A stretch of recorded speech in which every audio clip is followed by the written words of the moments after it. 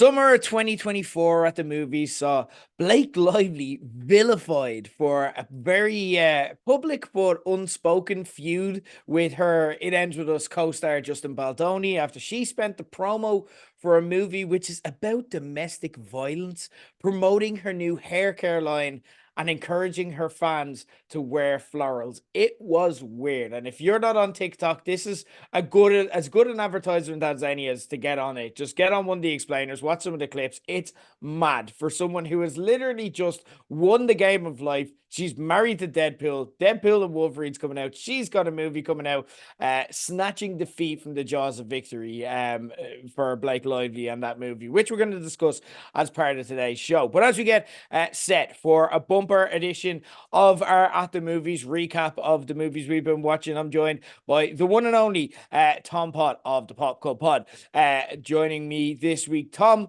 what is the most tone-deaf movie marketing promo you've seen of all time? If not this, because this is up there, that has to be said. Yeah, that might take the crown. But I guess I suppose we're looking for a marketing team that just misses one of the key messages from the movie, right? Okay. And when I thought about that, I thought about a certain marketing team for a certain film. What's the first rule of Fight Club, Jer? You don't You talk about fight. So what the fuck are Oh. The marketing team are like, hey, Fight Club is coming out, everybody. Fight Club. Missed the point. No, I'm just kidding, by the way. I have a proper one, okay? I'm just kidding around. Another one that came to mind was a couple of years ago, maybe actually maybe a decade, I say a couple of years, probably 12 years ago now. They decided to adapt Dr. Zeus's the Lorax. And if you don't know the Lorax, he's like a pure eco character. He's all about save the trees. I've taken a little clip from Wikipedia here. He speaks for the trees and confronts the Onceler, a business magnate who causes environmental destruction. Okay, fuzzy little orange guy. They got Danny Video to voice him. Lovely, great job, Illumination. So they want a movie that's anti-capitalist and pro-environment. So naturally, they made a deal with Mazda to promote their new car, which was not an electric, not a hybrid, but an SUV, along with 70 other product tie-ins to promote the Lorax, who is, again, anti-capitalist, a bit of an environmentalist. So, Yeah. sorry, Mr. Lorax, that's kind of Not awkward. great.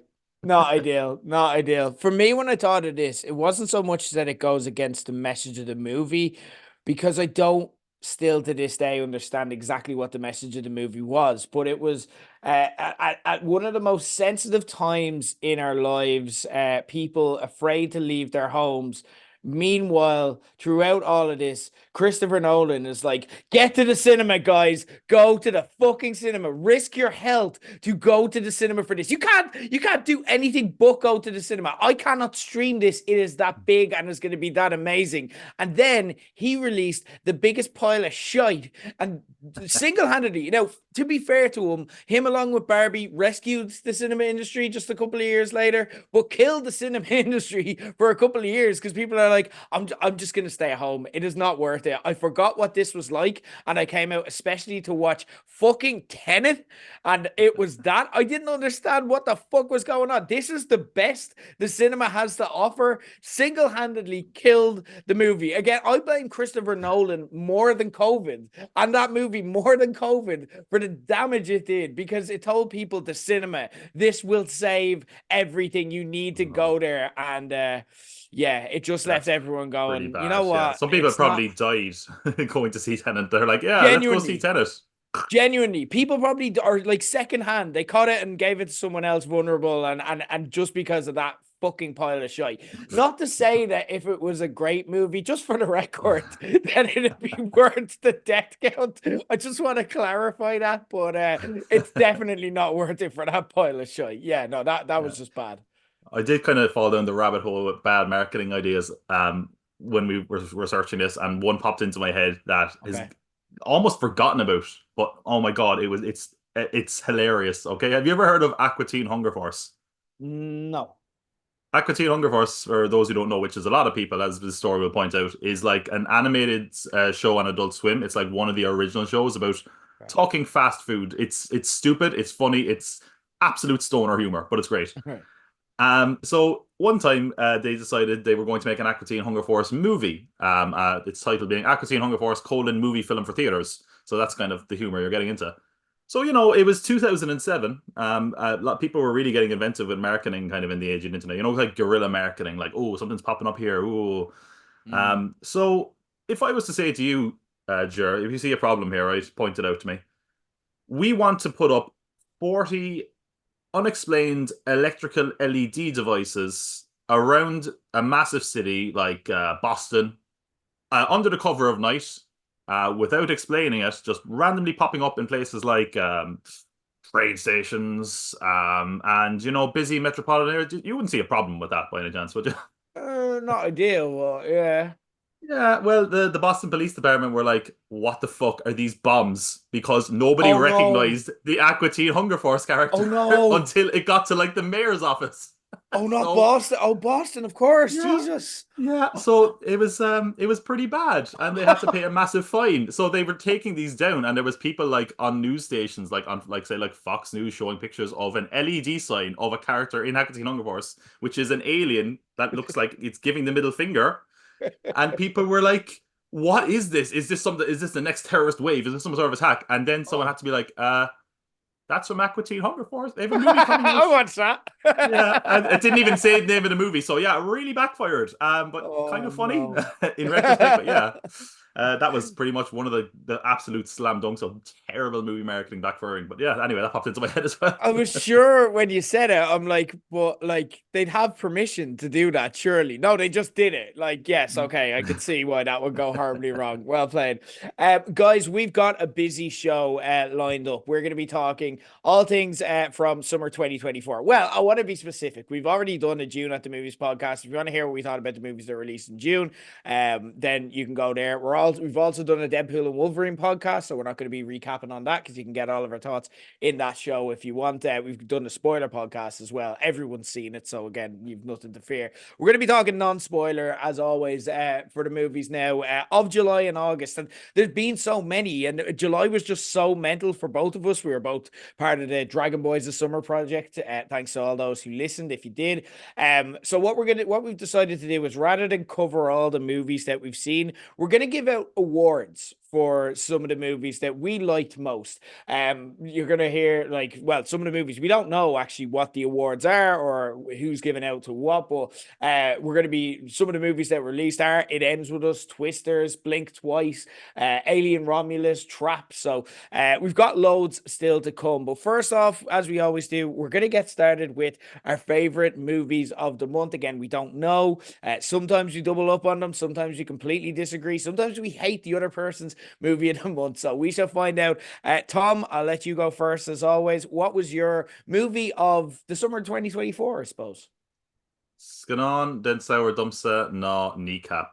Um, Yeah. yeah, I mean, this Yeah, is like same. this was brilliant. I mean, it's such this actually might just be like my film of the summer. I can definitely see it getting into my top 10 this year, I think. Mm, I think what was so great about this is like I was aware of Kneecap. I'd never like gone to see them. I know friends have gone to see them. I was aware of them. I hadn't really like in depth listened to them, but I had a vague awareness of them. So I kind of went into this somewhat blind. I heard the great reaction I got in like South by Southwest and the audience awards.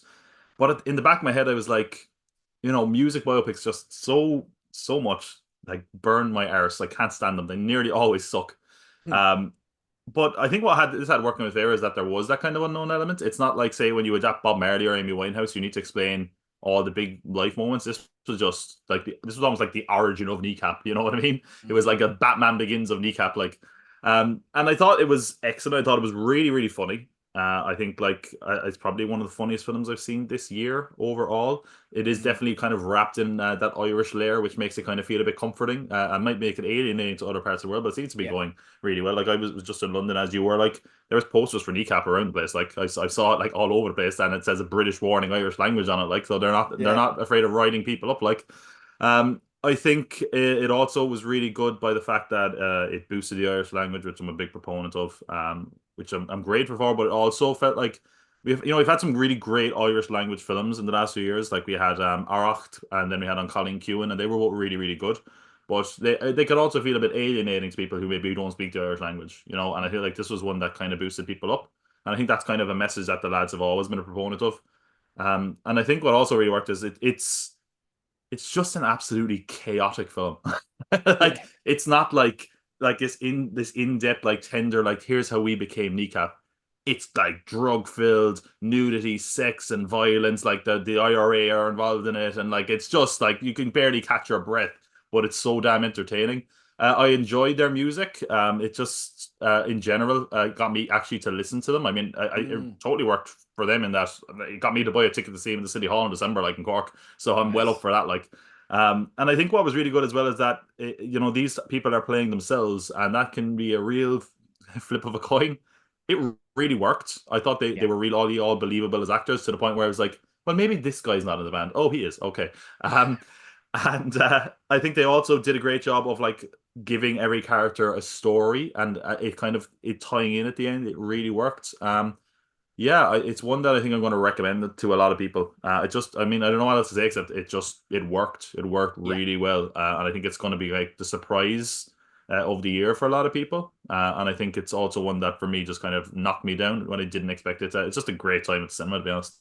Yeah, agree. Kneecap is also it for me. And like you said, I think when we at the end of the year do our top 10 list, this is going to be something that will feature prominently for me. And I walked away from it going, is that better than Dune 2? I'm like, I don't know how to compare the two, but fuck me, I love that movie. And I went into it, and what I find interesting is I went into it with like at the same level of cynicism, not so much cynicism, but just kind of skepticism as yourself. It Yeah. was selected as Ireland's Oscar selection, and that was announced kind of the week it was released. So it came in with a bit of buzz. It was the first ever Irish language movie to debut at Sundance. And it was kind of getting a lot of buzz elsewhere, but you do kind of have that.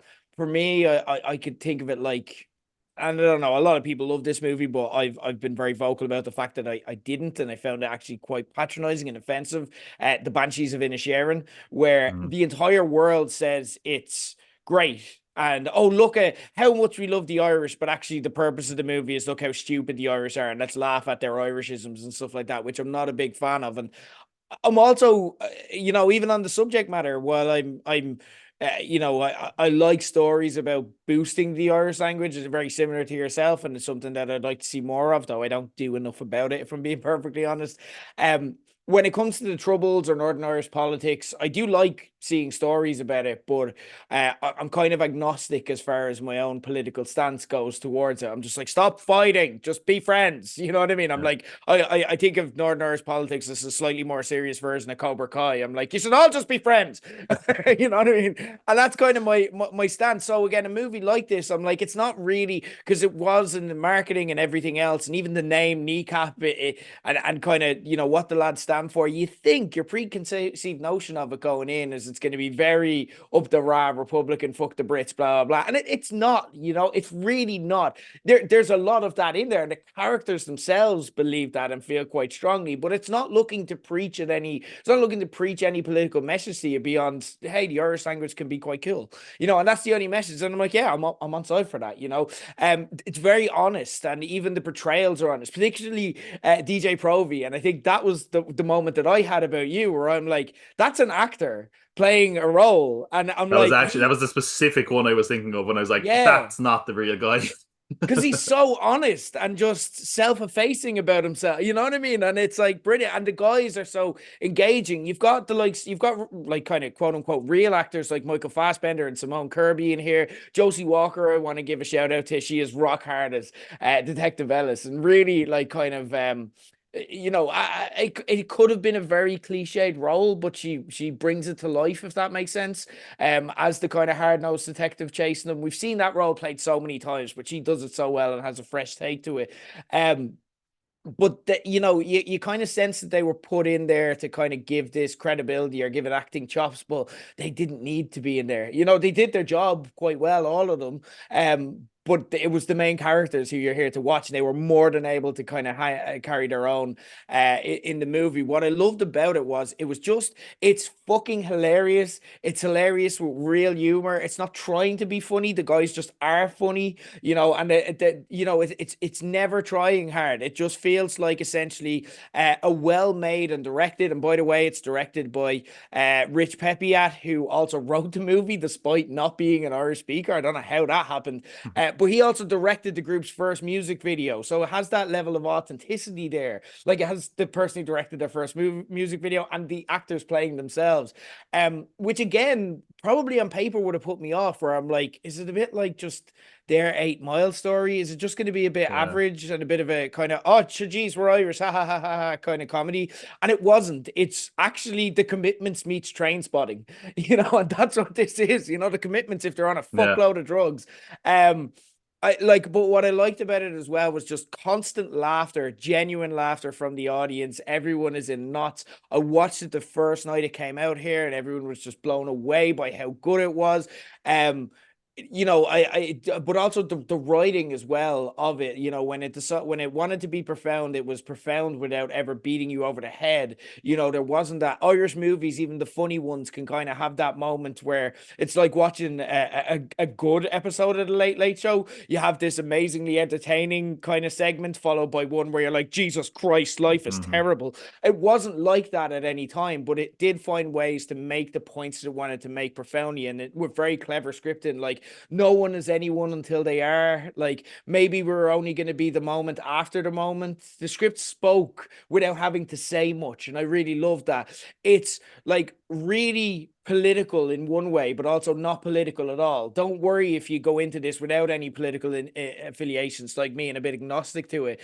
You'll come away loving it and feeling, no matter what because again, like they're very fair to everyone in this, and they're very honest. And again, I found it just like the honesty at which they play and portray themselves. Like they kind of tell the story where yeah, there's fucking Egypts who are like in the Orange Men, but we're fucking Egypts too. You know what I mean?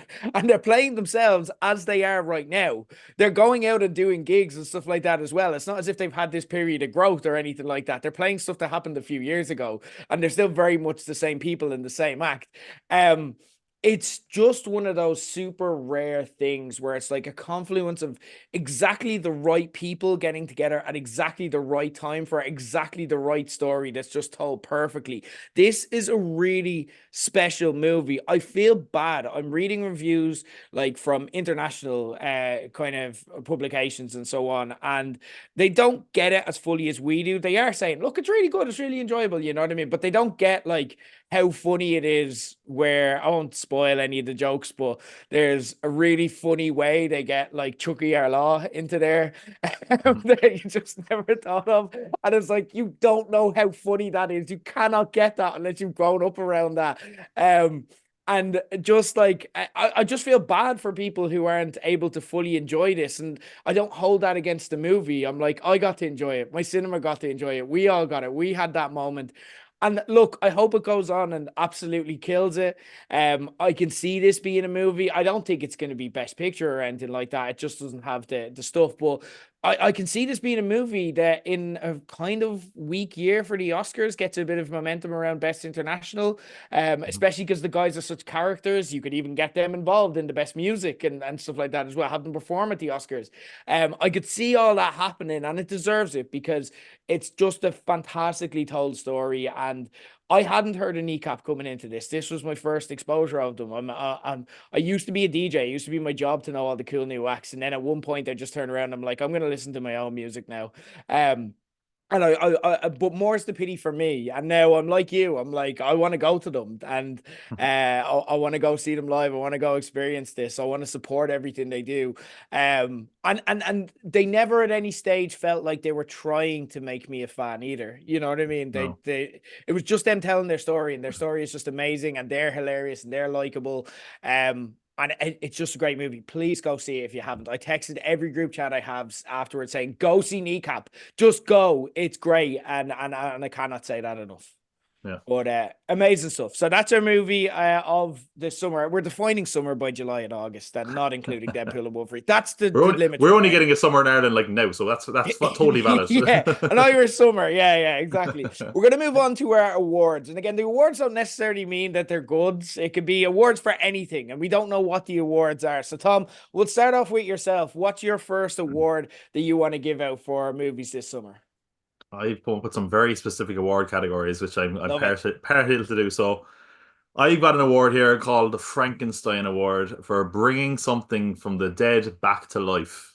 Okay. And that applies not just to the film franchise, but the film itself at times. And Oh, when I say that, we're talking about Alien Romulus. yes, go. Um, I would say first of all that I'm a casual Alien fan. Like I like the first two.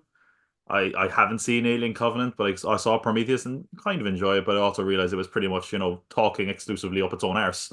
Mm. Um, I was going into this, I was like, is this going to be what Prey was to the Predator franchise? Is this going to be like a Mm. bold new invention? And it wasn't, but I still really enjoyed it. I Mm. think it's weird because I'm not saying I'm in the middle on the film, but I'm seeing people who are saying this is the best Alien film, and I'm seeing people saying that this is a travesty and the worst Alien film. I think it's probably my favorite Alien film after the first two, which we all Yeah. love. And I think I'm kind of conflicted on that because it is in some ways a sort of lazy version of it. It feels like it's definitely made with a lot of love for the franchise. There's elements of every kind of film mixed in there. And there's a lot of things that are like we've seen this before, but I feel like it did it in such a way that was well done that it didn't bother me. I think like the Mm. film that I think about when I thought of this, like I thought a little bit about The Force Awakens, in that it kind of felt like in that moment Star Wars needed something to get it back on track. And instead of doing something bold or reinventing the wheel, they did something kind of safe and brought it back to the status quo. And it Mm. kind of feels like this did it a little bit with the Alien franchise. I mean, this is making amazing money already. It's like made triple its budget or something. But I think what really was working with this is first of all the look of the film. You can tell a lot of this is practical more so than a lot of the other ones. It has that amazing feel. Like it felt for me like the first time being back in the Alien universe in a while. I thought that the effects in it were really good. The actual visual effects were good, except for so a lot of people are being very critical, and I'm trying not to spoil something, but a certain character is, let's say, digitally manipulated in the film. And some people are saying it looks very fake. I thought it looked generally convincing, if kind of unnecessary to have that character be a crux of it to begin with. But either way, I thought it was really good. I thought the cast overall was very good. Again, I'm kind of mixed on the cast to a certain degree. It's not the actor's fault. I thought Kaylee Spinney was really good as a lead. And I really liked. I think like the scene stealer, he was David Johnson, who I loved him in Mm. Roy Lane, but here as the android, he was just excellent. And I thought was really good is having that character kind of that we're aware of as an android the whole time. And I feel like this movie did a great job playing off the human android dynamic a little bit more than some of the other films. I On the other hand, I do feel like the rest of the cast was at times a little bit more disposable. It didn't feel like they had much else to do except just be prey for the alien. I also feel like there's other things you can nitpick in this, like the development cycle of the alien. It feels like aliens all of a sudden like, oh, there's a xenomorph, like within like 2 minutes. Yeah. But in general, I thought uh, it was a really strong kind of re-entry into the Alien franchise. There are moments of fan service in this that I thought were really, really effective, ones that really worked. Like they kind of show you what happened to the alien after she got ejected out of the spaceship in by Ripley in the original Alien. Mm. And I was like, okay, interesting. Now again, was it necessary? Probably not. Some people are probably saying that it diminishes what Ripley did. I don't necessarily think it does. But I think there's other elements that really didn't work. There's a certain line reading that Yeah. I think everyone will be aware of in the movie.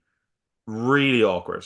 Yeah. Um, it just wasn't necessary. And I feel like there was actually a point where they said that a part of the line, and if they had stopped before they finished it, it might have worked.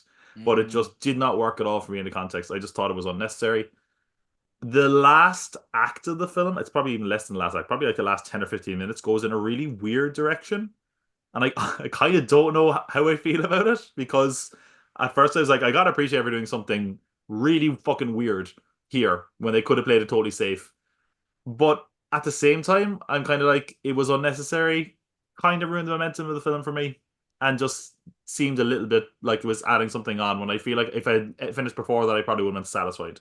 It made the film Mm. feel a little bit too long. But for what it is, I think this was I really enjoyed this film. More Mm. so than I expected to. I think it's like if you gave Fede Alvarez another shot at Alien, I think that would be a good call. I think he clearly loves the world. He's up on the world, and now that we're all kind of back to remembering what we love about Alien, you can do something a bit new, and I feel like he will do that while respecting the lore that and the path that's been set down for him before. So yeah, I Yeah. thought this was really good. I think it's not the classic that some people are reaching it as, but I don't think it's like a terrible film that some people are expecting. I think people are just kind of weird about franchises at this point in this time. I don't know what it is, but anyway. Yeah, totally agree. Even with like your placing of it in the Alien lore, it's the upper end of the non-classics. And Alien 1 Mhm. and 2, I'd say, are absolute classics. Um, yeah, perfect. No, I totally agree with your criticisms, particularly the line. That's the one thing where you're just like, fuck off. Like you just impulsively like have to think it or say it when it happens. But there's also a lot of cool visual callbacks. I thought the one thing that makes us the two things that makes this like just more than just an average horror movie, as well as kind of the look, the intensity, and so on, is David Johnson. Mm. Loved him in Roy Lane. Um, I wasn't as mad on Kaylee Spaney, and I'm not mad about her and everything. She's in everything now. Apparently, this is her like the third movie I've seen her in this year. Wasn't mad about her, but David Johnson just transcended the movie and took it somewhere else and Hmm. made you actually emotionally invest. But just Fede Alvarez being so hyper with it as well. Like I had a lot of fun with this too. I really enjoyed it. So yeah, no, I totally plus one everything you're saying there. My first award goes for the most powerful cinematic experience I had, for better or worse. And that was, have you seen I Saw the TV Glow yet? This is like a recurring pattern. Every time you mention a film, it's like a week before I get to see it in the independent. It's the first week of September. It's coming to the Triskel. I've been really looking forward to it though, so I'm excited to hear what you're saying about it. Yeah, I saw it the first weekend it was released. Sorry, it was released on the Friday. I saw it on the Saturday. And again, like this is what I love, particularly about the Lighthouse up in Dublin. Like again, you get those passionate fans who are all kind of same as me. They've heard the buzz about this. They're looking forward to it. For those who don't know and have never heard of it, it's one that kind of a movie that begins in 1996, and then kind of it's very seeped. It spends time in like 98 and 2006, but it's very seeped in 90s nostalgia. Like they recreate TV shows, and it's essentially the main plot is about two teenagers who become friends and become obsessive about about kind of a horror TV show that's really cheesy, and even the way they recreate it is so authentic. Like it reminds you of shows like Goosebumps or Are You Afraid of the Dark or something like that, and it's like it just has that visual aesthetic as well that just puts you right back into, not only like remind you of it in, oh, I remember that, you feel the way you felt at the time, and the characters are like, they're, if you're of that age, they're young, they're vulnerable, they're scared of the world, and TV for the likes of ourselves, and I think a lot of people who would be looking forward to this movie and go see it, we've all been that, where it's like the world is scary, I just want to watch my favorite show, and we can all remember that time where we took comfort in shows, and that's what I think kind of gets us connecting to it on a more emotional level. But underneath the surface of this, and I don't think a lot of people got this, because it's very much, it is getting to a point, unfortunately, the world we live in today, it is getting a bit review bombed. Because there's a trans allegory story, because again, the director June Schronbrun is kind of began writing this shortly after beginning her own hormone replacement therapy. And it's about what's called the egg crack moment, where a person realizes that they don't identify as their assigned gender.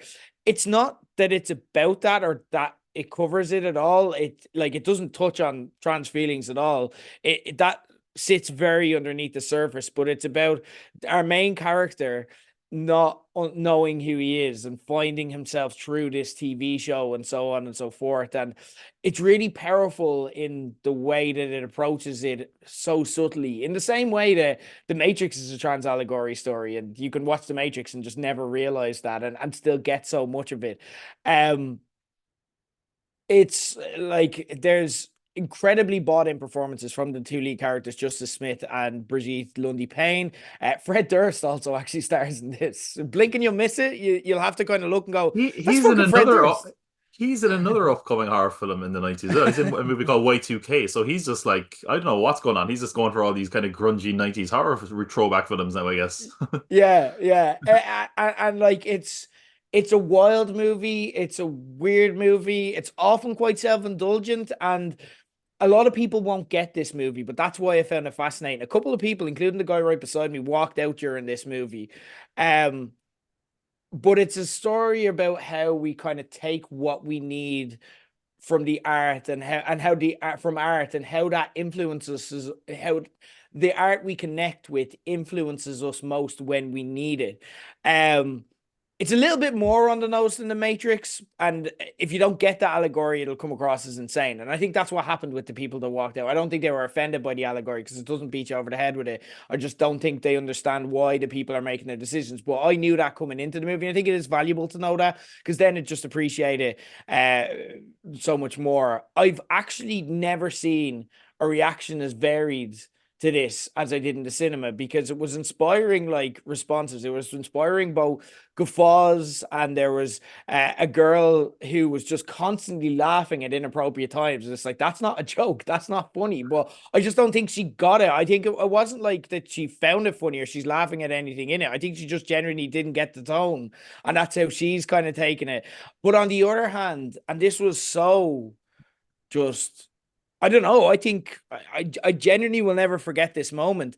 On the other hand, a person in front of me at the end, and again, if you don't get the allegory, it's the ending is weird. But if you get it, it's fucking powerful and really well performed because it's an ambiguous ending.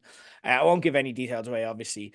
But the person in front of me openly began wailing and had to be like sobbing loudly in the cinema and had to be consoled by their friends to the point that I was like, oh my God, like, are we here? Did that movie, did they just realize something like based off that movie? Like, and Oh, holy fuck, which like it was a real whoo moment, whatever happened, or maybe they just identified with it strongly. I don't know. I don't know, but I'm like, it was that kind of guttural, instinctual reaction and it didn't hit me emotionally like it hit that person. I thought it was very clever. I thought it was really well made. I really enjoyed it.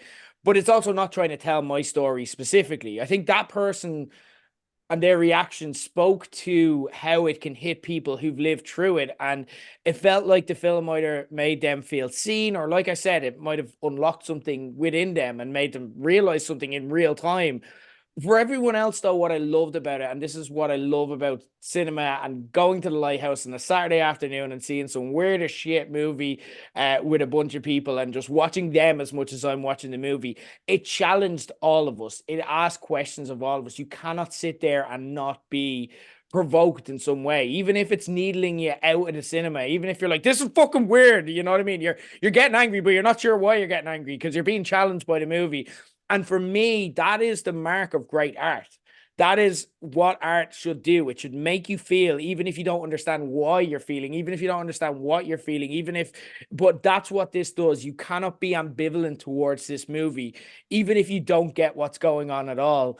I really recommend everyone go see this. Again, the longer you go now, fortunately, it'll be a new release when you go see it. But like the further you go from it being a new release, you're gonna get quieter cinemas. You're not gonna get that instantaneous reaction. You're gonna get people who'll have kind of a view on this movie by that time and a handle, and you can't really replicate that. But this was powerful. I don't know if I'm going to get a more powerful experience than I got from this, and it's just a mark of great art. So Sean Brun, Jane Sean Brun. I definitely haven't got that right. Is the writer director of this? I saw the TV glow. At the very least, go for the 90s nostalgia. It is really, really good.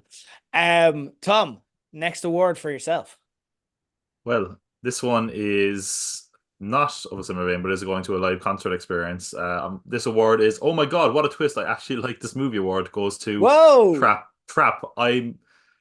I'm shocked how much I enjoyed this. I actually questioned my intelligence a bit after watching this Wow! for a while.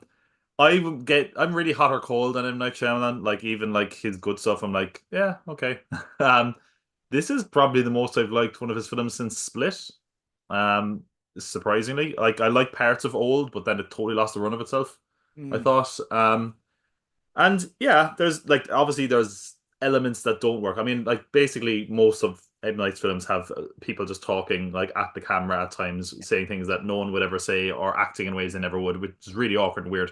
But I guess that kind of adds to it. And I thought this started really strongly. I mean, like it starts as basically like the best possible adaptation of the Hitman video games, where he's mm, just going around, stealing key cards to get into secret areas and like fucking, like stealing people's disguises. It was literally like, okay, M. Night's been playing Hitman the last while. And then it reaches a point where it gets very unbelievable. Like you're like whatever like bit of disbelief you had is just gone. And a lot of people are getting lost at that point. For me, I was kind of like, hey, it's got to me this far, so I'm just going to stick with it, and I kind of enjoyed it. It's a little bit campiness to it towards the end. It's a little bit silly, but I did think it was really really interesting. Like, I think it's great, first of all, just having, Josh Hartnett in a lead role. He doesn't seem to get those as much as before. And I thought he was really good in this, even though he's so over the top intense. There's times where you're like, am I meant to be laughing? It's kind of funny. And I enjoyed it for that reason as well. It kind of got into the kind of so bad it's good kind of territory. But I do think it kind of starts as having a good, like, intense thriller vibe and then goes a little bit mad. But I was so on the ride at that point that I was like, man, this is ridiculous. Let's just enjoy this. And I kind of did. I also have to give a shout out to M. Night's daughter. I mean, oh, you never guess she was M. Night's daughter, Salika Night Shyamalan. I could have been any Night Shyamalans out there. It could have been the Night Shyamalans for Bally the Hob for all we know. Like it's like Jones or Smith, like that name. Yeah, yeah, so yeah, many. yeah, You can't walk all down the around. Like, street. oh, I was like, are you talking about Sadiq Night Shyamalan that I went to school with? No, the other one. Oh, fuck. you know. Like she did really good as playing like a convincing pop star, and she is a musician and a kind of pop star in her own right, so it wasn't surprising. But I thought she was quite good in the role she had. And I think what worked for me at the kind of end of the film, or I suppose the last half of the film, that worked for me is that just kind of more idea of it is just like you're seeing what happens when a kind of a killer is cornered and they don't really know how to make their way out of that. And I was like, that's a really interesting idea. It is really silly. It is really stupid. But maybe it just caught me on a good day where I quite enjoyed it. I was surprised myself.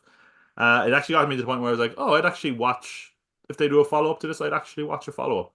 Again, it's not reinventing the wheel, but it's kind of like one of those pure like Saturday night movies. If you want to throw something on Netflix, you might enjoy it. Maybe you won't if you don't watch the first half and throw it off after that. Yeah. But other than that, I thought it was quite good. I was surprised how much I liked it, and that was the twist. There's not really much of a twist outside of that, I There don't think. isn't. So the twist Yeah. was I liked it. And so there you go. It interesting. I wanted to love this. I love the idea. I love the story behind it. And the story is that M. Night Shyamalan wanted to make his daughter famous, and so he made a movie with her. No, when he wasn't. Like he went independent for this as he does a lot, and kind of he'd been reading up on psychopaths a lot, and he wanted to kind of pitch it as Silence of the Lambs at Taylor Swift, which amazing pitch. Love it. Amazing. I just couldn't get into some elements. Like I didn't buy Josh Hartnett. I just thought he oversold it a little bit. Like it's like I felt Josh Hartnett himself is a psychopath because of when he was trying to be charming. And I'm like, that's how a psychopath is charming. But that's how a psychopath would act charming if they were a psychopath acting charming. Do you know what I mean? I'm like, you're acting based on how you think someone would act. And I'm like, that you're a psychopath. And that doesn't make it believable. It just took me out at the moment. I also as well thought there was elements of false advertising in it where it was like I thought the whole movie took place at the concert. I thought it was going to be kind of a oneer Yeah, that's in true. that, and Yeah. then the concert part kind of ends without any resolution, and then for whatever reason it becomes Return of the King and has an hour of endings. And I'm like, okay, that's grand, you've ended it, grand, fine. And then, oh, we're going again, okay, we're going. And then like Josh Hartnett's character at one point point becomes kind of a superhero, and I'm like, no, he's just a serial killer. Like what? Like what's happening here? Why is he invincible? Like what is Hey, going on? to be fair now, you don't know. This could take place in the Unbreakable universe. We don't Yeah, know. this is it. Bruce Willis might show up at some point drinking a coffee watching this all happen on TV. You don't know. Yeah, I like I don't know. I wanted to love this. I am fascinated by M. Night Shyamalan. I like none of his movies are bad, and I'll go see every one of them. None of his movies are boring. You know what I mean? Even the worst of the worst in The Happening, you're gonna get something that is like so bad that it's hilarious. You know what I mean? And it's just like, why are these good actors going around saying these words? Why is no one stopping them? But like, yeah, I don't know. It just wasn't for me. But I don't hate the fact that you like it. I don't disagree. Like, I'm Oh, I glad think you got all the all out reasons of you're it. saying you hated it, I was like, I enjoyed it for those reasons. I kind of knew it Yeah, was yeah, bad. yeah. I was You like, kind but of I was just just buy like, in. yeah, it's like having Yeah, like chocolate for dinner, You're just like, ah, you know what? It's not good for me, but man, that's pretty good at the same time, right? yeah. But it's just And junk food. put me in certain moods, and I probably would have felt the exact same. So I get it. My next award is for the first movie I've ever found myself on the domestic abuser side. I want to talk about It Ends With Us.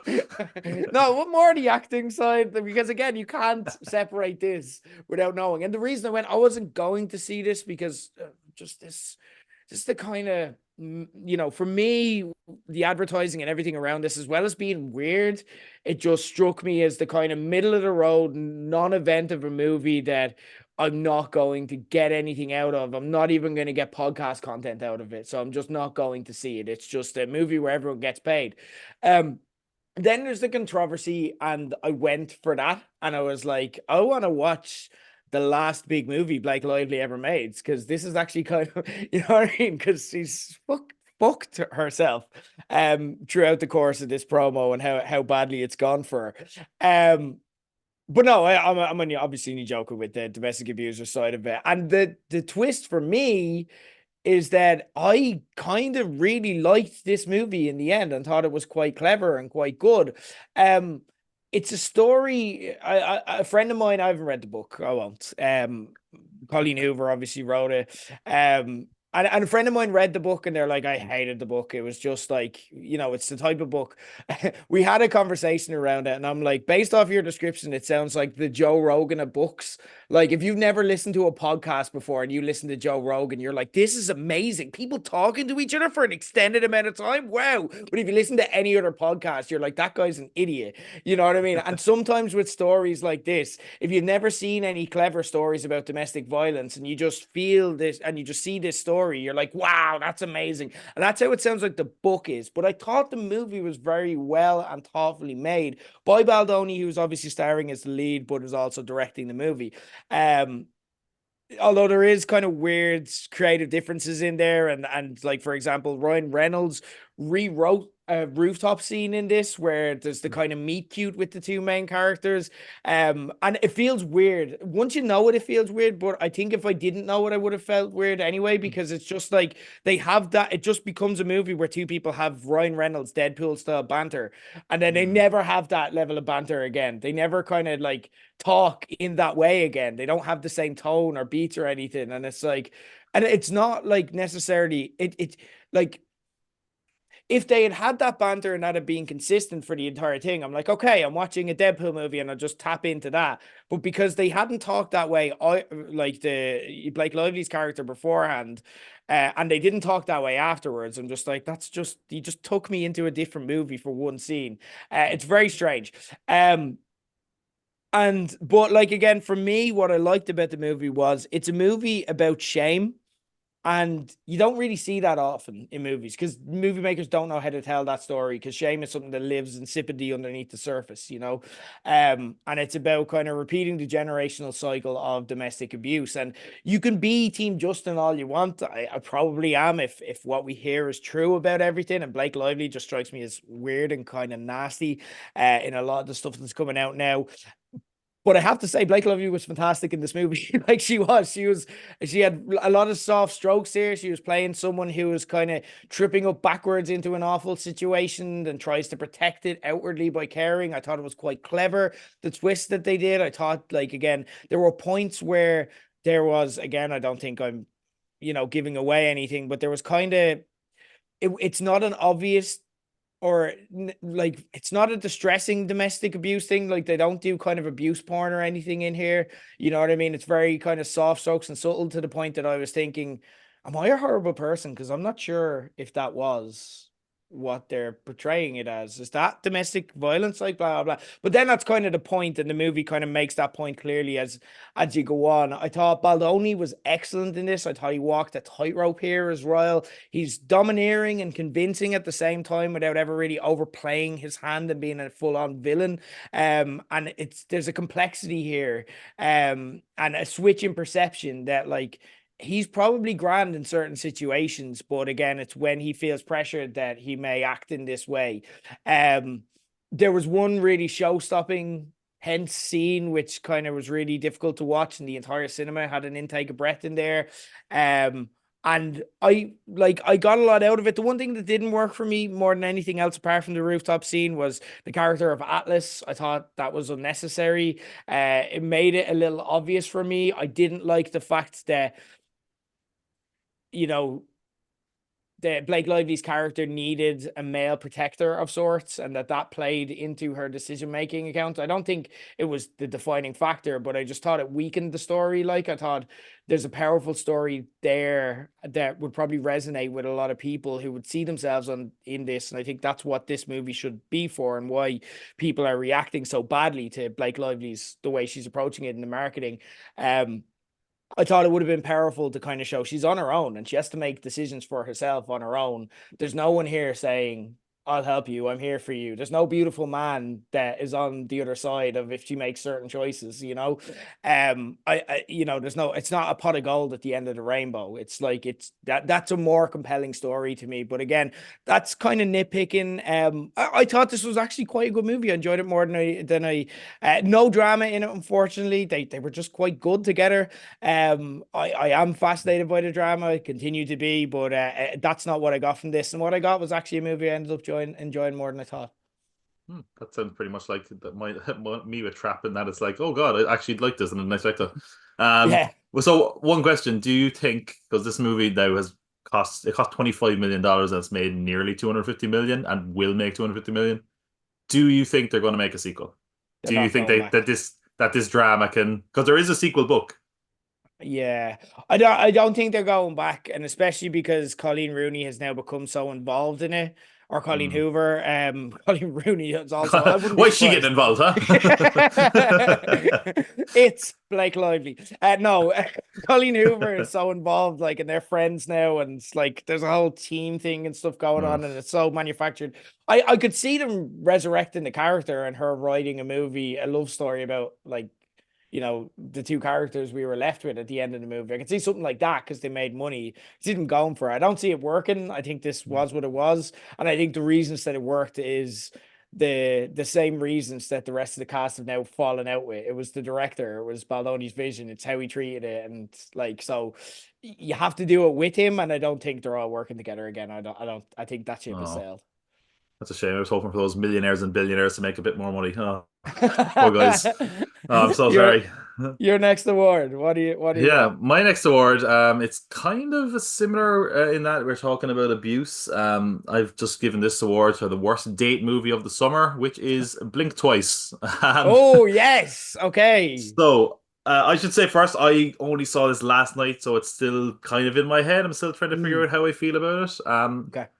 And I think this is an awkward one because before I get into the film, I want to talk about something that I'm not sure how I feel about when it comes to films like this. So there's a trigger warning in front of the film, and that's really important because it's basically about abuse and people who have been in stressful abuse, situations of abuse.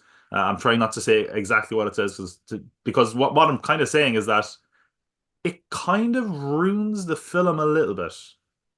Okay. Um, and what I mean is that is like there's certain like I think I would figure out what is going on anyway, but the film kind of hinges on a mystery of what's going on in it. Mm. And the trigger warning kind of reveals it a little bit. Like again, I don't know what the right answer is. I don't know how to feel about it because like I know if, or at least in some of my times when I go to the cinema, instead of the IFCO warning that we have in Ireland, they might have the BBFC one, depending on the film. And the BBFC sometimes takes much more detailed breakdowns Pretty of what happens in the detailed, film. yeah. And I don't know how to feel about it. Because I think it was very important. And God, I couldn't imagine someone who has been to anything similar of what happened in this film would experience watching this film. It'd be horribly traumatic. But it was that kind of thing of I was like, oh well, that kind of answers the mystery element of the film. But Mm. regardless, that was just something that's still in my head at No, the I moment get that it. I had, The you know? marketing as well, I think, can be accused of the same because again, you Yeah. kind of get that vibe from the marketing, and I don't know how you sell this movie without getting into that. But yeah, Yeah.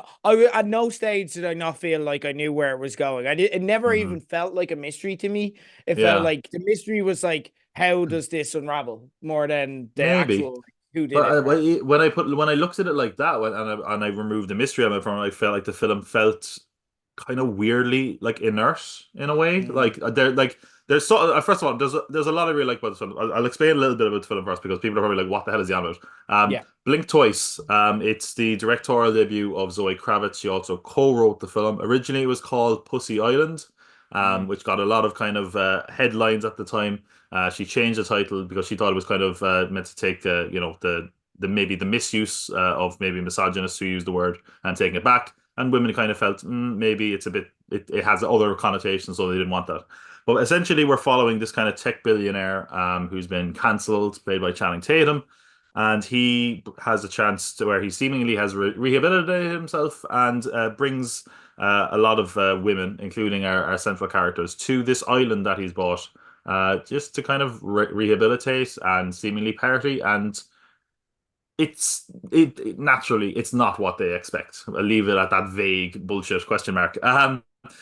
So what I thought really worked in the film, first of all, is I thought Channing Tatum was really good in this. I think like Channing Tatum is an odd actor where like he's been putting in a shift in the last even say like the last decade, say like since like Jump Street. We've been like, oh yeah, Channing Tatum actually can act, and he does do good things. But then sometimes you see him in a film, and you're like, ah, for fuck's sake, Channing, why are you making that movie? Where you're like him and a dog or something, you're like, ah, Jesus, Channing, come on, but he can deliver when he needs to, And I think what was interesting about this is this kind of played into our idea of what we probably expect Channing Tatum to kind of be like in real life, which is that kind of mm, douchey kind of frat boy kind of thing, but also thinking he's kind of more holy than thou a little bit.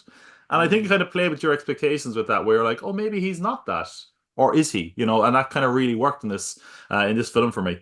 I also thought it was, I mean, the cast in general for this film, it's a movie filled of people where you're like, oh yeah, I know that guy. Oh yeah, where do I know them yeah. from? Like, I mean, Mae Whitman from Arrested Development, Christian Slater's there, Haley Joel Osment. Yes.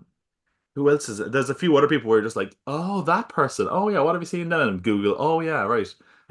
Gina Davis is in this. That was a big surprise. Where Mm, I wasn't prepared to see like Gina Davis as like an old lady now because I hadn't seen her in anything for ages, and she still looks amazing. But it's just sometimes she'll say her dialogue and it's like, that kind of whistly old yeah. teeth thing, and I'm like, oh, Gina, you're great. Come back. Like it's amazing.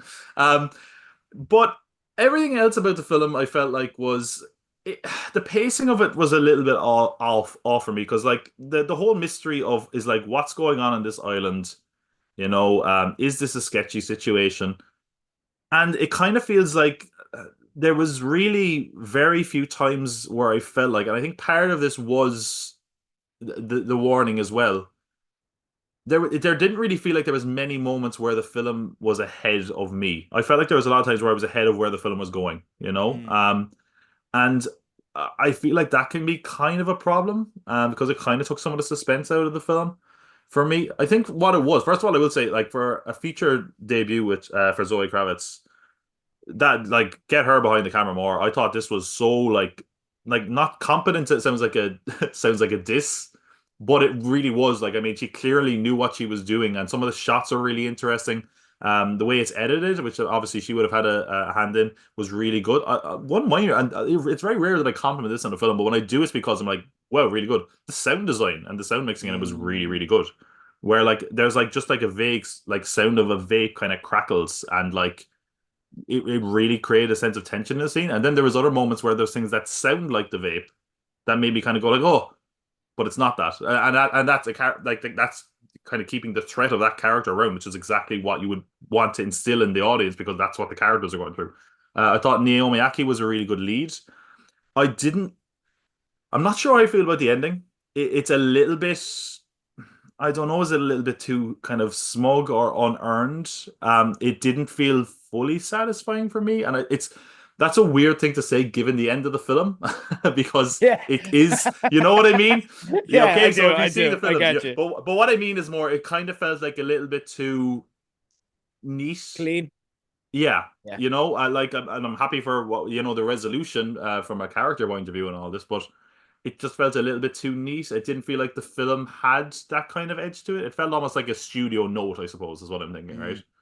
Mm. Um, but I thought the cast was really good. I mean, you should definitely go see it. I think it's one that's well worth seeing if you, especially if you just want like smaller budget dramas like this aren't something we always get, and it's weird saying smaller budget because like probably cost a lot. It's got basically an A-list cast, but like it is one worth seeing. I just think that the story didn't always grip me.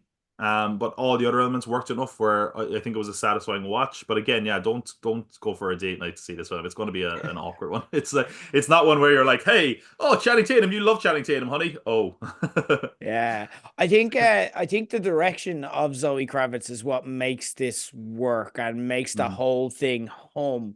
I've seen this movie described as White Lotus meets Promising Young Woman, and I do get that. You can describe it as that. I meant to say I was going to say Get Out. It has a real Get Out vibe for me a little There bit as is well. Get Out. There is definitely Get Out there. What I saw in Zoe Kravitz was almost it's like for me, I thought it's Tarantino directing Gone Girl.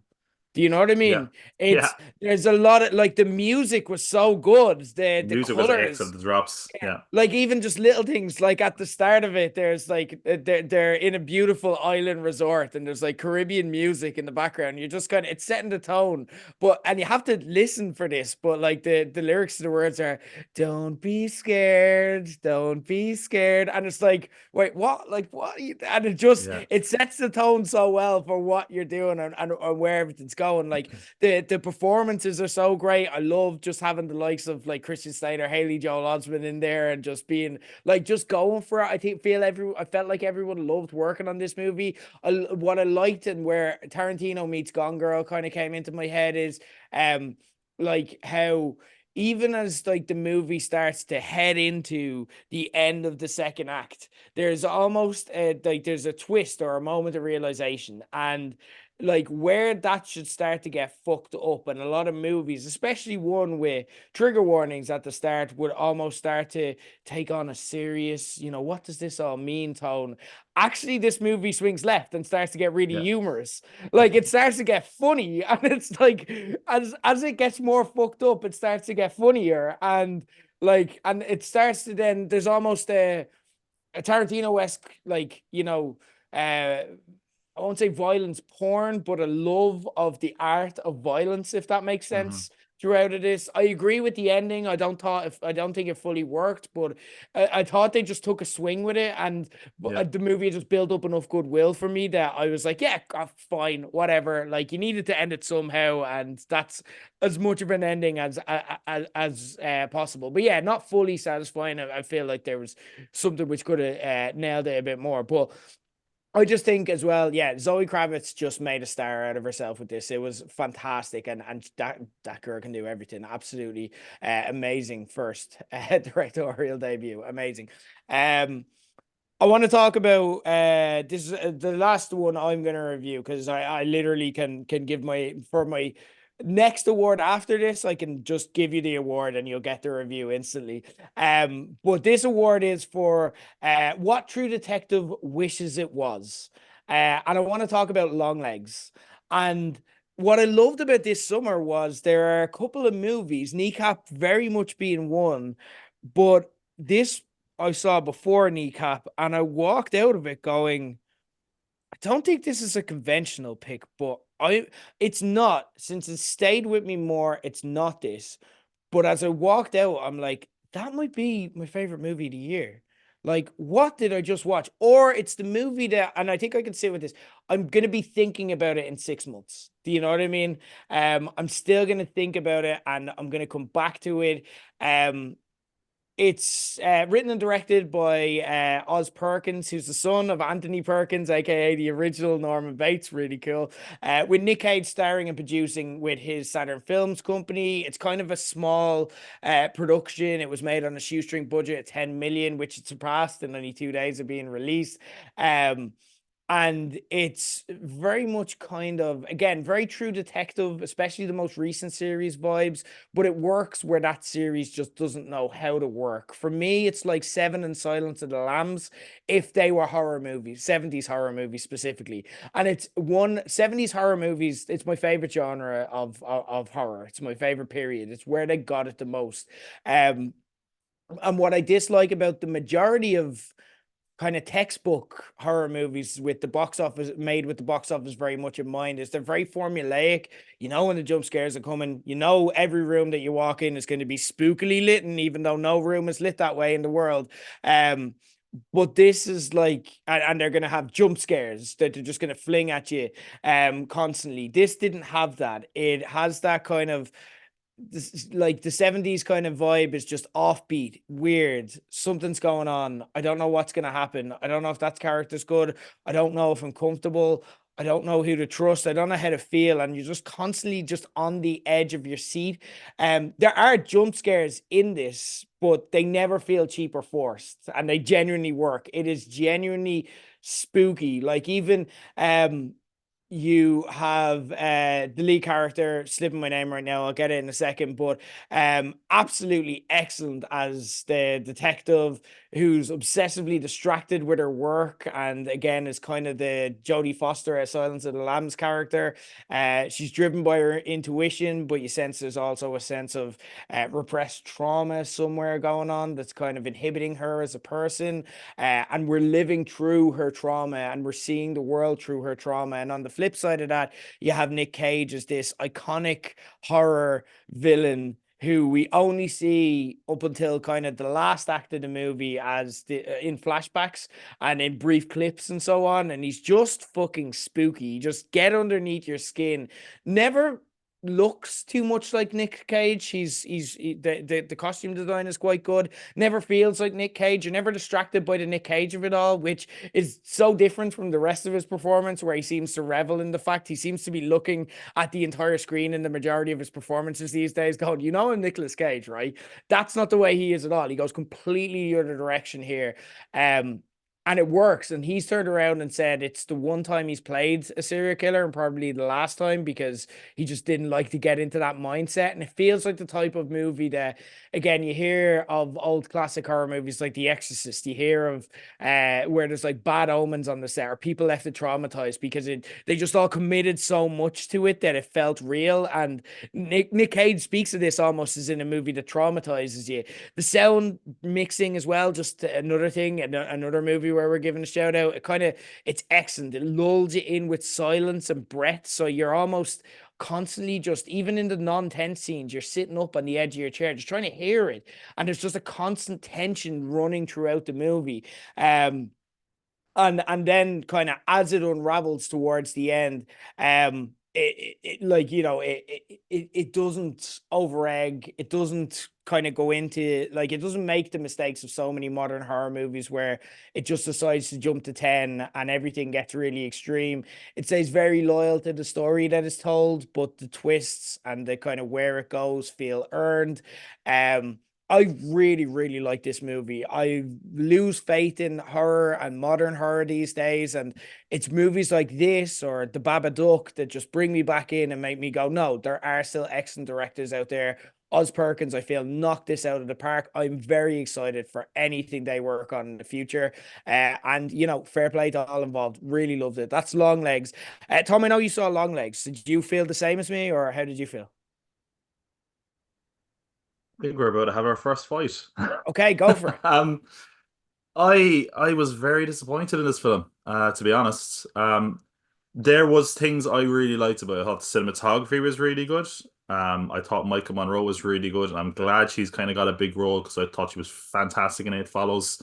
Mm. Um, I just thought the thing felt a little bit flat overall. I was really invested in it for about the first hour, and then it just felt really overlong. I thought Nicolas Cage was like, like I think again I have to give some degree of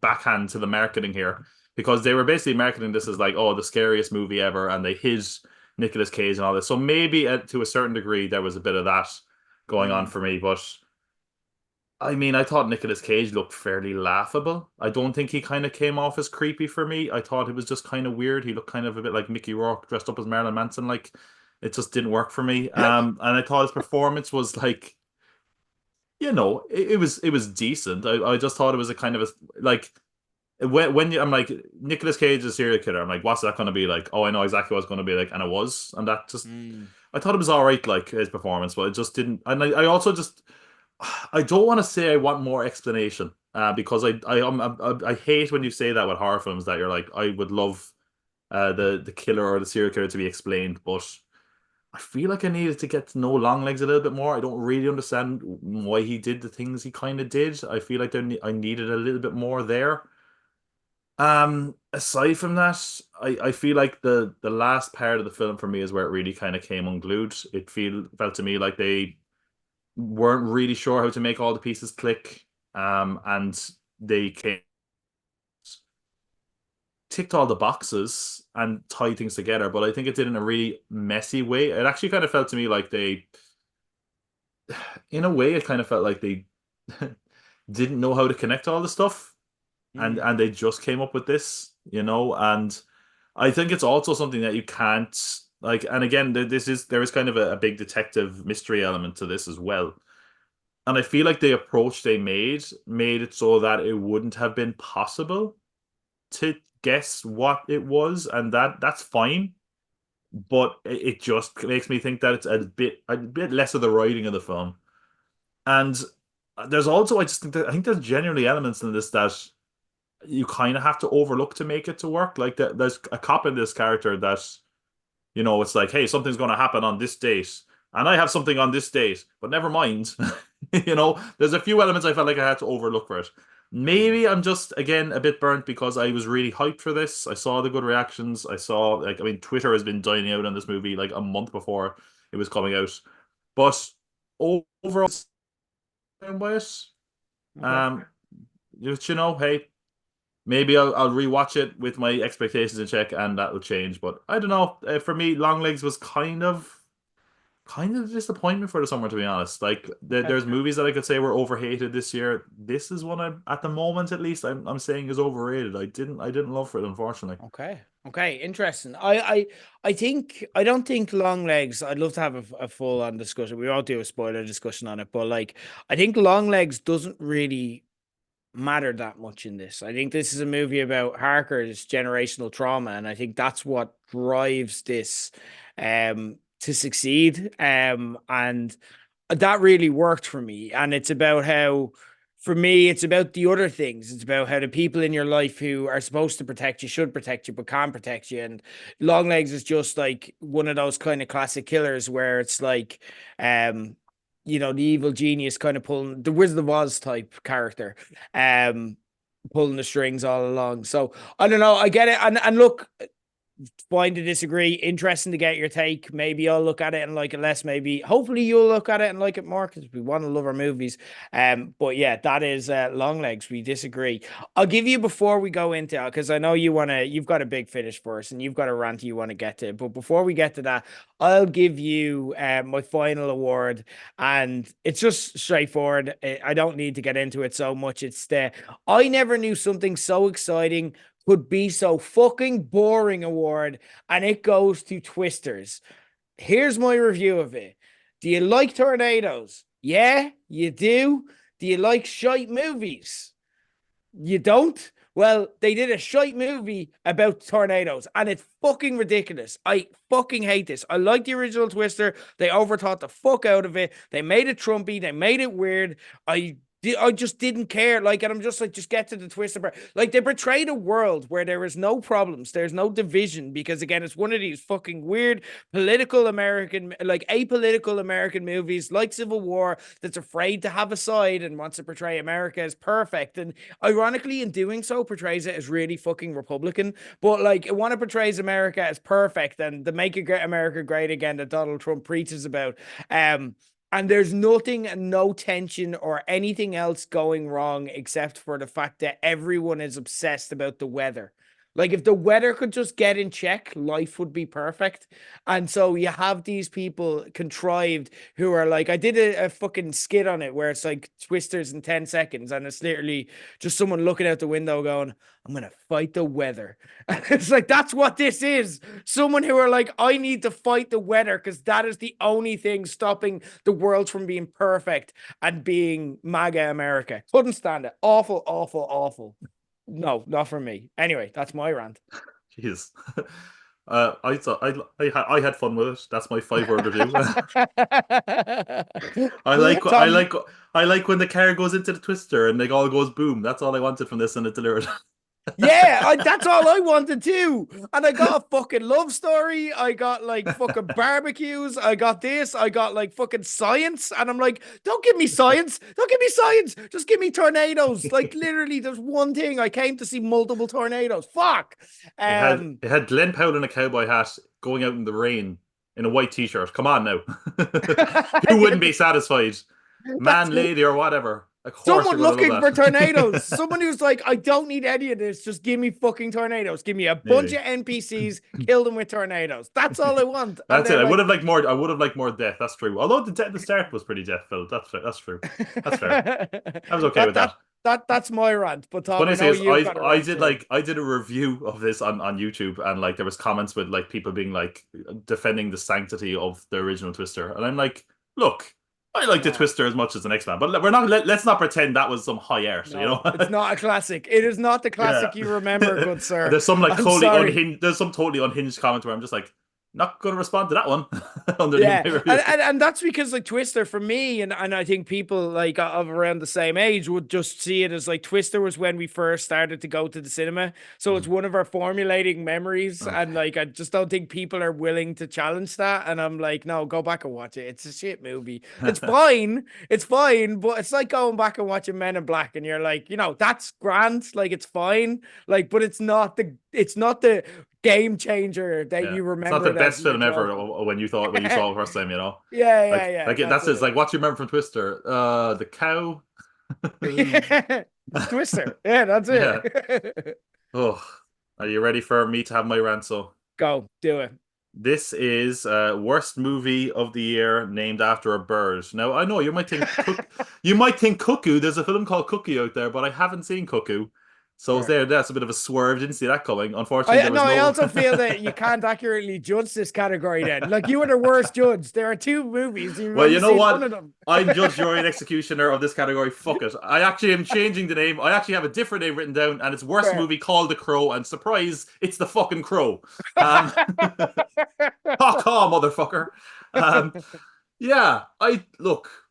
Sometimes you just look at the reviews and you're like, but it can't be that bad. And I fell for it with Borderlands, and Borderlands was pretty dull and boring. Oh, And I was like, well, The Crow, come on, hey, it's The Crow. It can't be that bad. I mean, how'd you fuck up The Crow? Because there's people out there.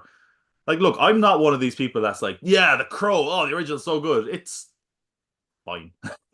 I'm not like if someone was like, my favorite film is The Crow, I'd probably, move very far away from them very quickly. Like, yeah. um, it was something that was just wrapped in 90s goth aesthetic, and you can't really it feels like you can't say too much bad against it because of Brandon Lee's unfortunate passing, and he was great in that film as well, even if the film itself is a bit this.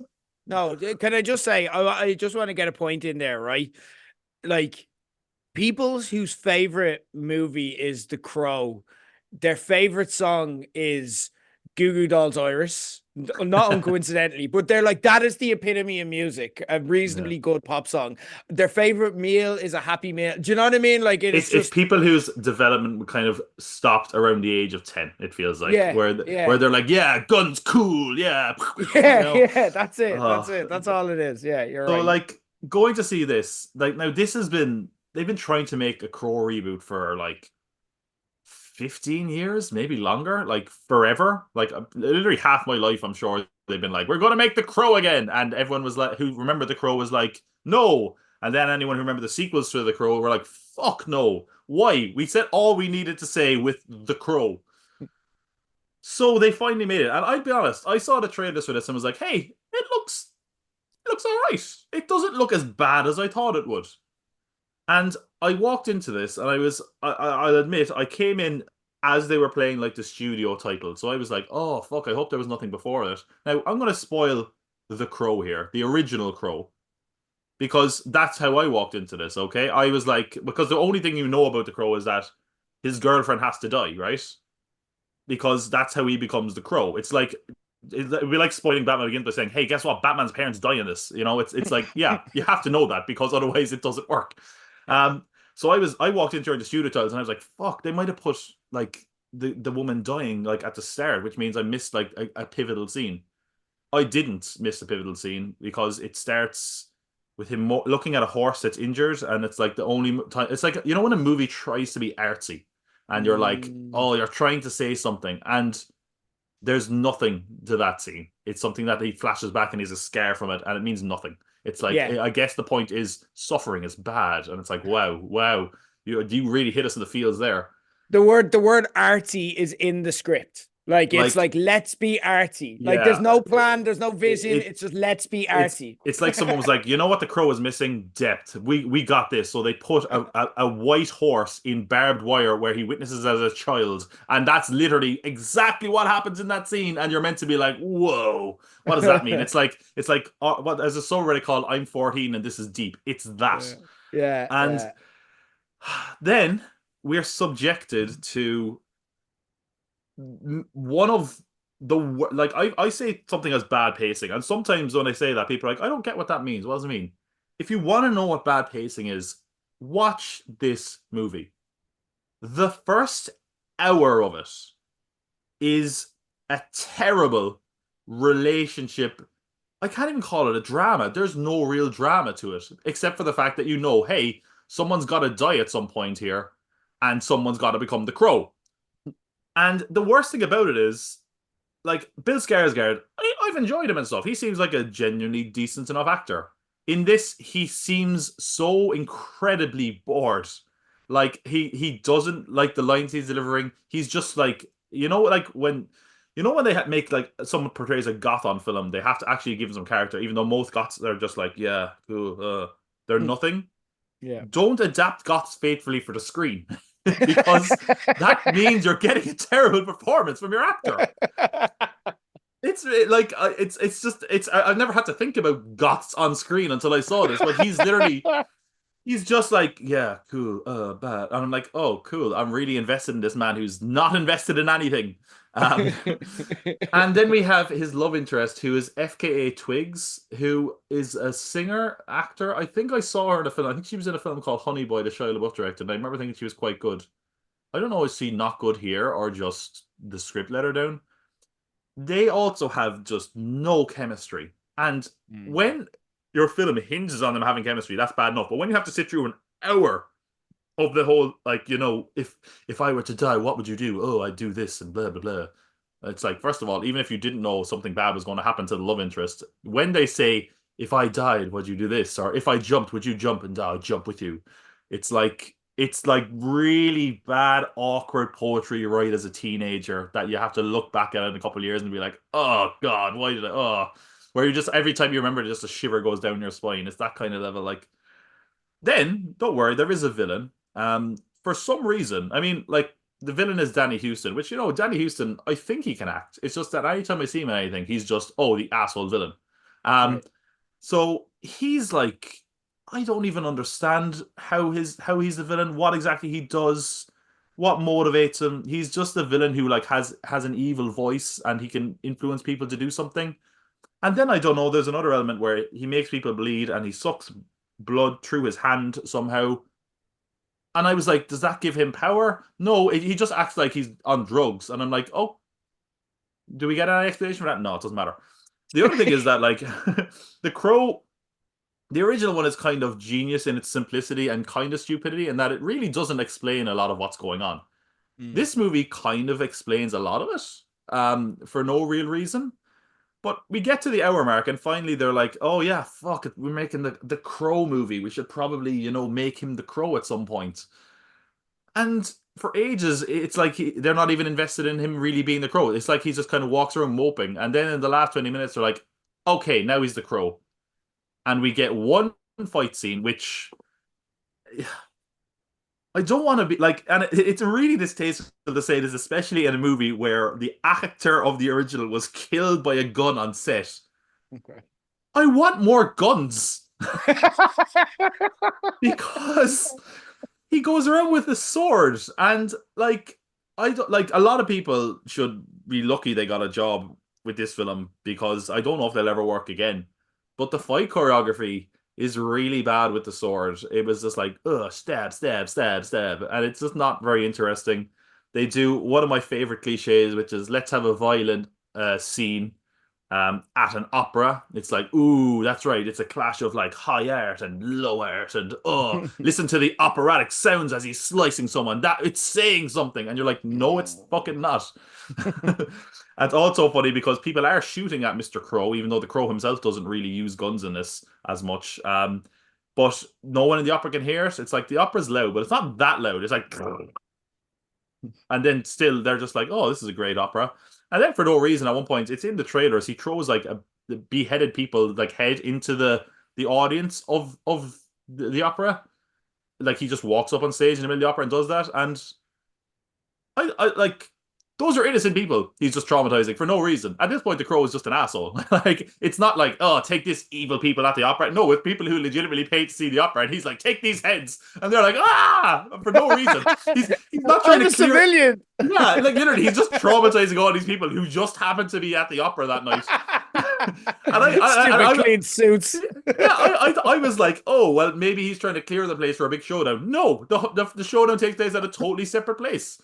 Um, and then we get a scene at the end. There's a big kind of final scene where he faces off against Danny Houston, and it's like he's when you have a character whose one defining characteristic so far has been he has an evil voice. I'm going to use that evil voice. You're like, okay, well, there's no we know he's just going to use the evil voice on him, and for a character like that to work, he has to get really close. Like apparently he has to whisper. They never really elaborate on why he has to whisper. Could he not have just shouted the whole time? I don't know. Maybe he has to whisper. But we've only seen him whisper into people's ears. So that means, yeah, it's going to have to be a whole whispery death thing. So we don't get a convincing final act or final fight scene. And then it just kind of ends.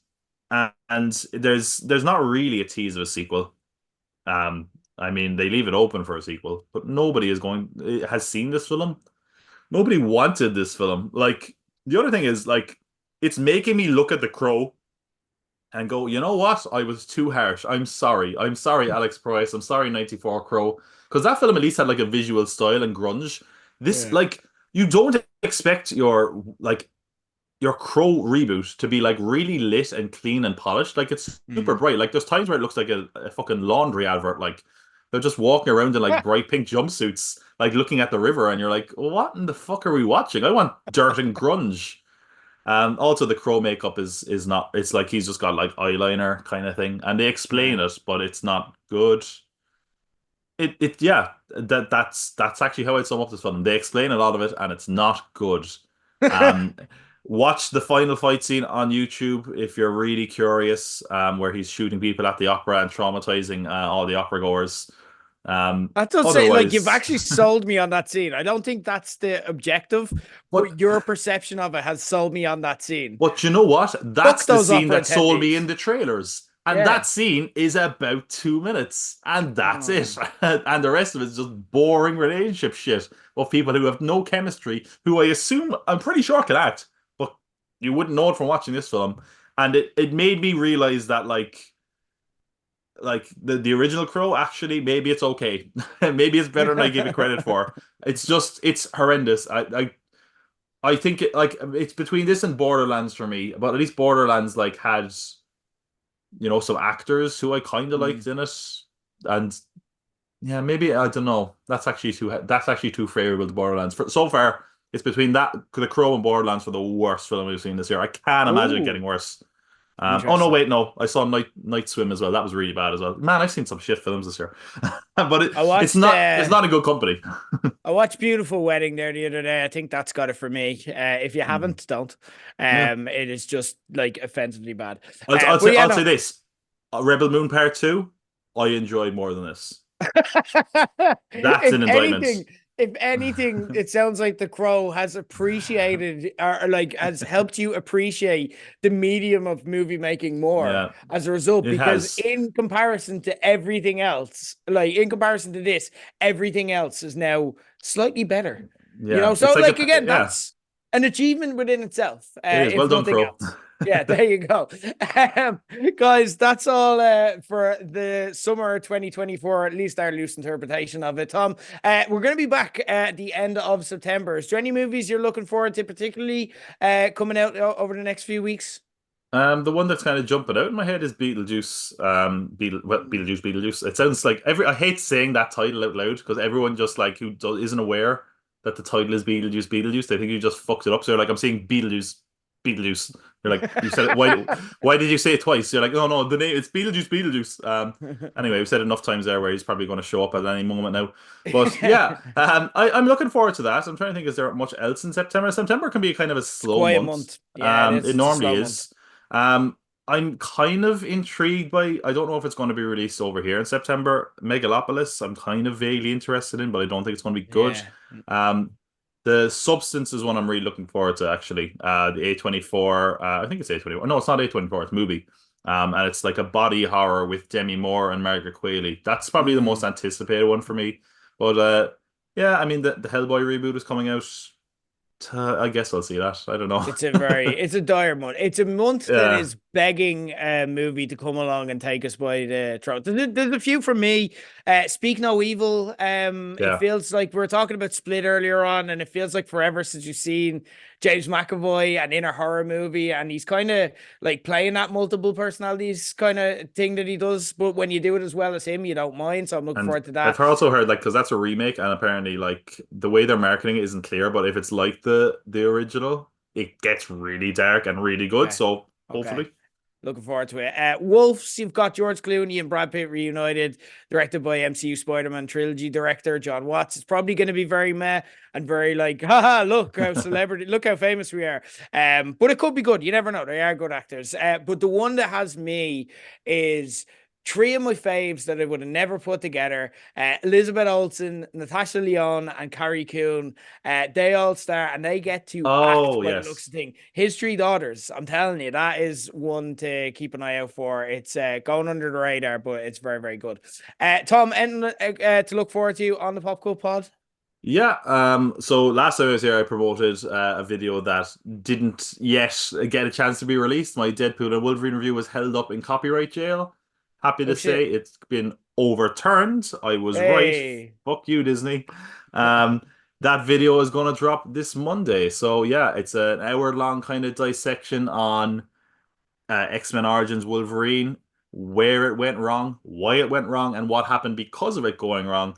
So it's a pretty interesting one. It's one I really enjoy doing. It's coming out what 2nd of September. It'll be out on Monday. So yeah, don't miss that. And yeah, September. Hopefully, I'll have a few more things out that are worth getting excited about. So yeah, definitely some stuff coming up on the channel. Pop Cult Pod. Subscribe to them on YouTube if you haven't already. We're going to link in the show notes if you haven't. Tom, you'll appreciate this story. You just reminded me of it with copyright jail. And it also ties into things I've got to plug.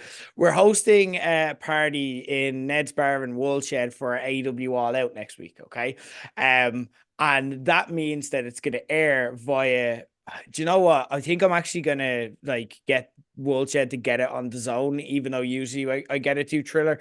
Triller are actually trying to intimidate us into not airing the party. And I've no problem saying this out loud because they've no legal basis in this, but they're sending shitty cease and desist letters through our Eventbrite questions page. They're not legal letters. It is literally just someone with an at Fight TV email trying to use big legalese language, but they're upping the stakes because we laughed at them the first time. They did this before when we used to run in buskers and there was ever a thing on Fight TV.